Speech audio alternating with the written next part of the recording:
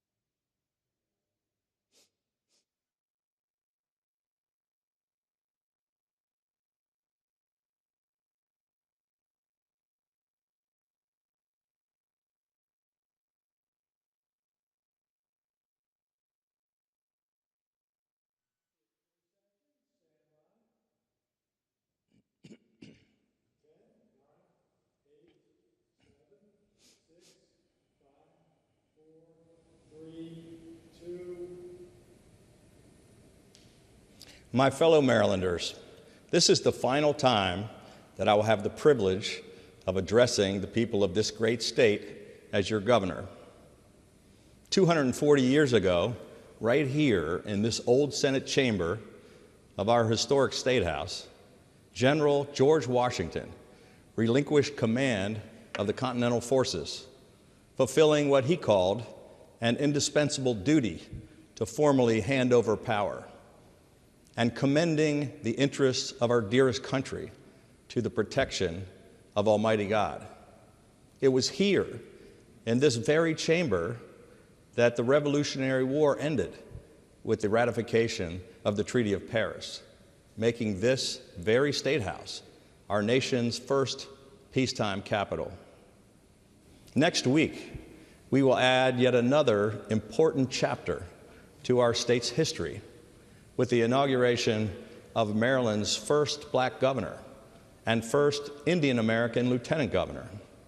And I urge all Marylanders to join me in wishing Governor-elect Moore, Lieutenant Governor-elect Miller, and their administration much continued success in the years ahead. With this peaceful transition, we prove once again, here in this hallowed place, that our nation's founding principles still prevail. Tonight, I am overcome with gratitude for my great partner and friend, Lieutenant Governor Boyd Rutherford, for Maryland's amazing First Lady, my beautiful wife Yumi, my entire family, the members of my cabinet, our governor's office staff, and every single member of the Hogan Rutherford administration for their 8 years of dedication and for their incredible contributions and accomplishments. Most of all, I am grateful to all of you, the people of Maryland, for your heartfelt support and in times of personal challenges, for your countless prayers. The honor of serving as your governor is second only to the honor of being your fellow Marylander. And I can tell you that there has not been a single day, good or bad, when I was not grateful for the privilege. And I am so proud of all that we have accomplished together in our mission to change Maryland for the better. We face the daunting task of turning our economy completely around, putting people back to work, and making our state open for business again. And that's exactly what we did. We changed the entire mission of state government to be unabashedly pro-jobs and pro-business. We eliminated or rewrote thousands of job-killing regulations. We cut taxes 8 years in a row by $4.7 billion, putting all of that money back into the pockets of hardworking Maryland families, small businesses, and retirees. And we turned a $5.1 billion structural deficit into the largest surplus in state history. We ushered in the biggest economic turnaround in America, and we are leaving the state in a far better fiscal position than ever before in history. We made record investments in education 8 years in a row to better prepare our children for the opportunities of the future. We funded Chesapeake Bay restoration efforts at historic levels. We made generational investments in both roads and transit, and in our ports and airports. We addressed the digital divide and strengthened our cyber defenses. We protected the healthcare coverage of Marylanders and provided lower insurance rates for the first time in a decade. We took unprecedented actions to protect those who protect us, our police, firefighters, and first responders. And we provided unwavering support for our National Guard, active duty military, and our veterans. In the face of unforeseen challenges, we rose to meet them with strength and resolve. When the worst violence in 47 years erupted in Baltimore City, we allowed for peaceful protests, but we immediately stopped the violence. When a once-in-a-century global pandemic upended lives and livelihoods, we marshaled a nation-leading health and economic recovery.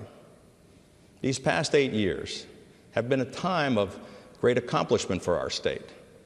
To put it simply, we did exactly what we said we would do. And I can honestly say that as I finish my second term, I have no regrets. But as always, in our democracy, there's some work that remains unfinished.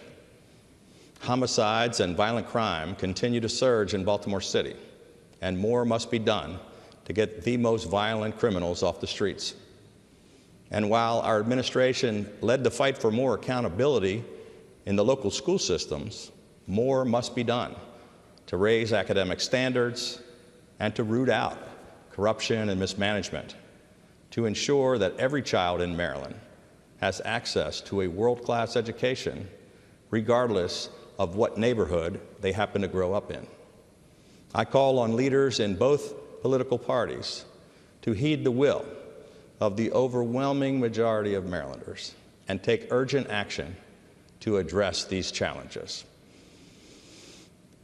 As I reflect on these consequential years in the history of our state, I am grateful not just for all that we've accomplished, but for the way we accomplished it.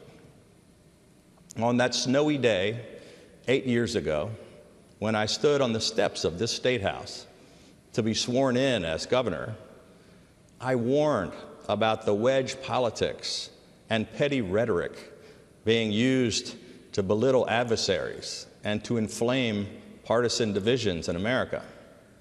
I vowed that day that the politics that have divided our nation need not divide our state. And I'm proud to say that we kept that promise. Together, we lived up to Maryland's heritage as a state of middle temperament, and we enacted bipartisan, common sense solutions by advancing the best ideas, regardless of which side of the political aisle they came from. And while divisiveness and dysfunction continue to paralyze Washington, just up the road from our nation's capital, here in Maryland, we have already shown a better path forward. In his farewell address, as he completed his second term, President Washington warned Americans that left unchecked, partisanship would foster a spirit of revenge and lead to the ruins of liberty. He said that the common and continual mischiefs of the spirit of party are sufficient to make it the interest and the duty of a wise people to discourage and restrain it. He was right, which is why I believe that more leaders in Maryland and across America must stand against the extremes and with the majority of the people. We can't let fringes and factions get in the way of getting things done and solving the serious problems. In Maryland, we have proven that this is still possible. Our story should be a beacon of hope for the nation, which seems more bitterly divided than ever. America truly is at a critical turning point, one in which the very fate of our democracy could be at stake. All of the performative politics and the angry, false rhetoric threaten not just to divide us politically, but to tear our country apart. Toxic politics will not restore America. Only real leadership will do that. We must reject and overcome fear and hatred in our politics and in our society, and we must work to rebuild the bonds of trust and respect among Americans. I recognize that this is a tall task, but we have already achieved the impossible. Tonight, in this sacred place, where the great experiment of American democracy was literally born, I will proudly say that my faith in this country and my optimism for her future has never wavered. And that's because of you, the people of Maryland, who I've had the good fortune to meet at ball games, businesses, and schools, downtowns, and main streets. I wish that all Marylanders and all Americans could see what I've been able to see up close every single day over these past 8 years. That deep down, there truly is far more that unites us than divides us. So this one last time, from the bottom of my heart, thank you and farewell. Serving you has been the honor of a lifetime. Together, we truly have changed Maryland for the better. May God continue to bless the great state of Maryland and the United States of America.